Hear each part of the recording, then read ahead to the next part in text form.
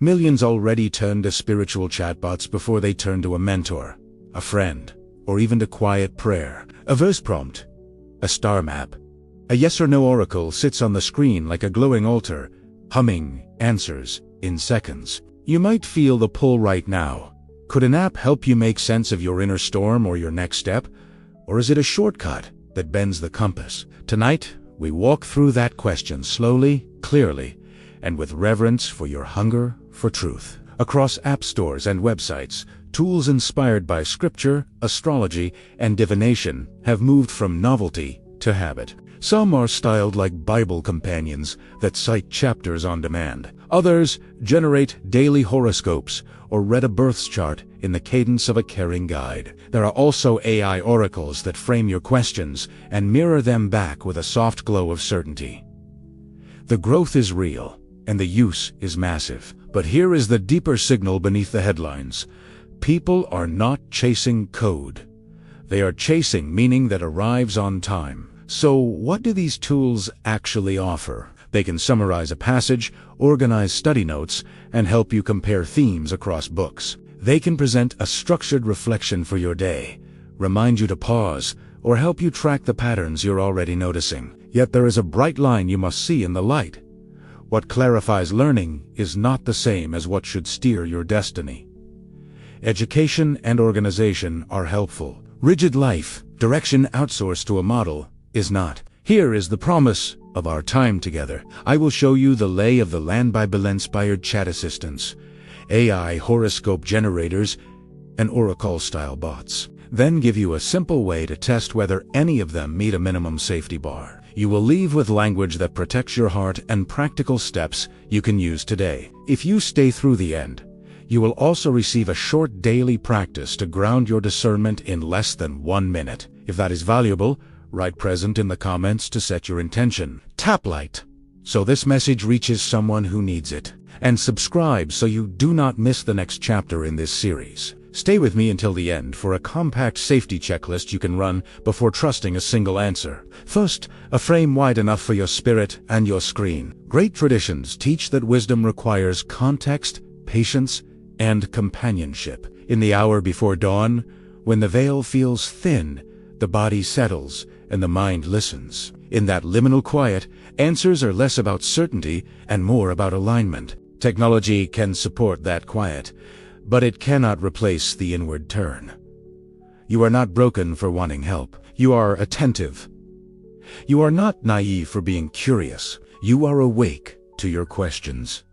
Picture your device as a lamp at twilight. It can illumine the page, but it is not the page. It can point to meaning, but it is not meaning. When fear shouts that you must choose instantly or miss your fate, remember urgency is not the same as guidance. Your worth does not hinge on a push notification.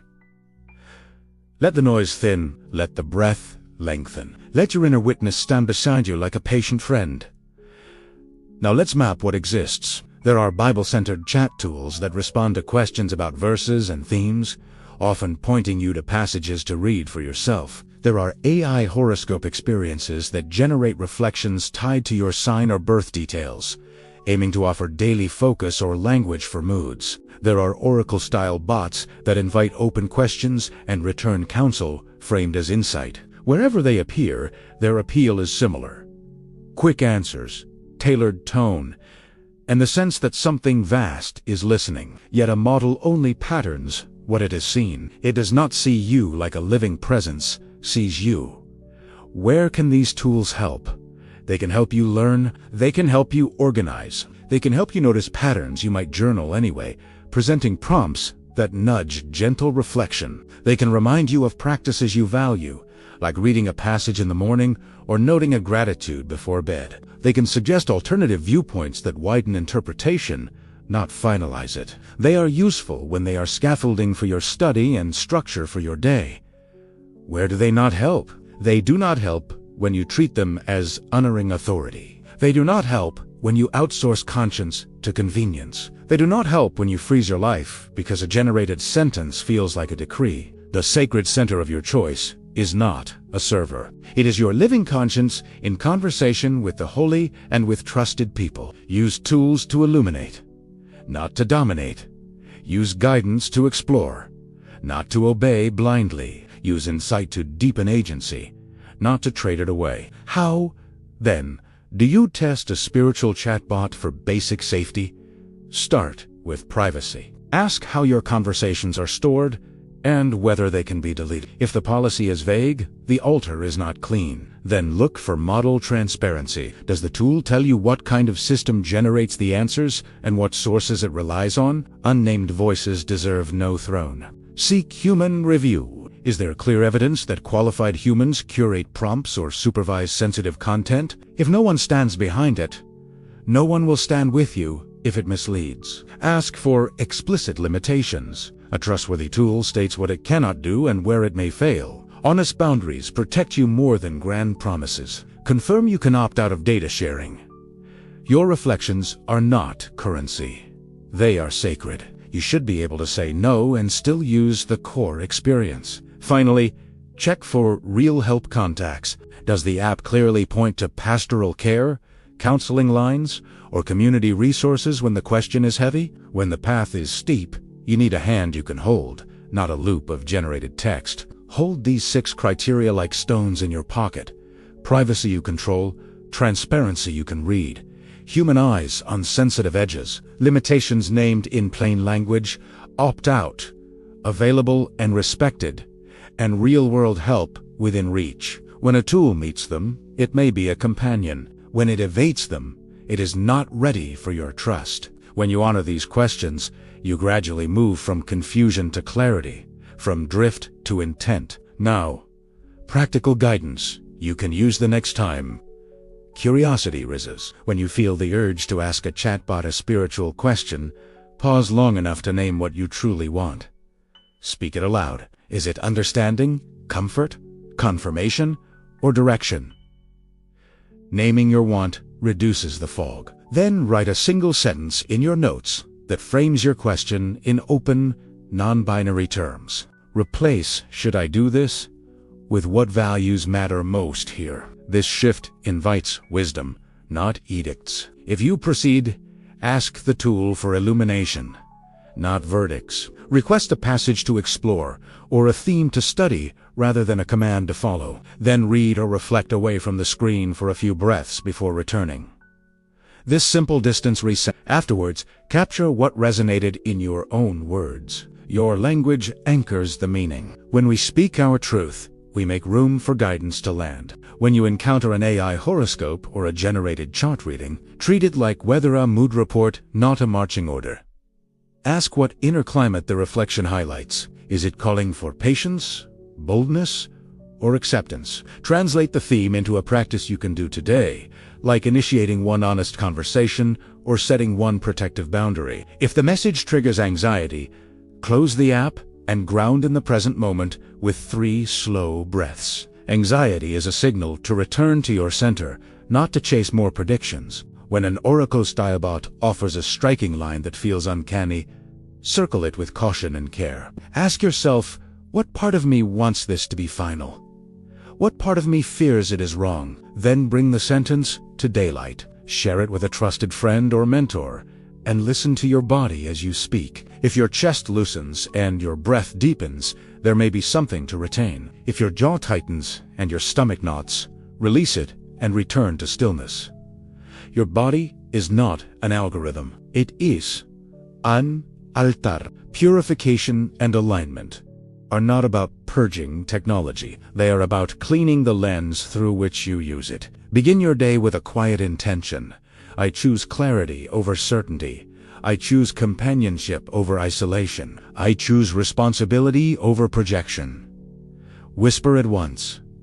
Let it set the frame. Then, before opening any spiritual chatbot or horoscope feed, place your hand on your heart and count 6 slow inhales and 6 slow exhales. This small act returns you to the rhythm of a living conversation. Offer a brief prayer for guidance aligned with truth. If prayer is not your language, offer gratitude for the chance to learn. Ask for the discernment to prefer slow wisdom over fast certainty. Ask for the courage to seek people When the question is too heavy for text, ask for the humility to hold interpretations lightly and the strength to act with kindness once you decide. These requests tune the channel before any reply arrives. At night, write 3 lines.